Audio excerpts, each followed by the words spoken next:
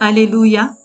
Hoy ny tenin'Andriamanitra hoe fa isika rehetra dia samy tsy maintsy ho hita toetra miharihary eo amin'ny fitsarany Kristy, mba andraisany olona rehetra ny valiny izay zavatra nataony tenany, dia araka izay nataony na tsara na ratsy. Korintiana 2:5-10.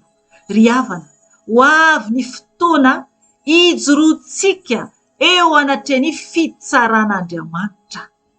Fitsarana izay tsy azontsika hialana izany.